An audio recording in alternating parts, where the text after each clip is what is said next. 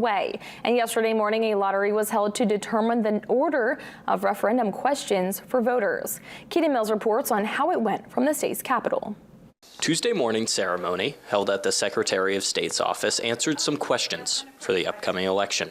State representatives picked from a bowl the 3 questions to be asked on the November ballot to figure out the order in which they will be presented. We're 98 days away from Election Day, and while voters may not yet be focused on registering to vote and casting their ballot, we in elections are working hard preparing to produce the ballot. And one of the important steps in producing the ballot is determining the order of the questions. The lottery is done at random, picking bills out of a bowl. That way no questions get an upper hand come November.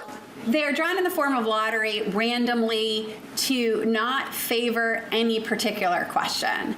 Now, election officials would tell you that ballot order doesn't matter because voters can vote for everything on the ballot. But certainly political operatives will sometimes argue that there are benefits to being in different positions on the ballot. The first slot and last slot of questions were automatically reserved due to Maine law and the nature of the bills themselves. But the 3 questions polled all had to do with state bonds, which passed through legislature to be featured on the ballot and be voted on by the people. So it's a thorough process. It involves bipartisanship.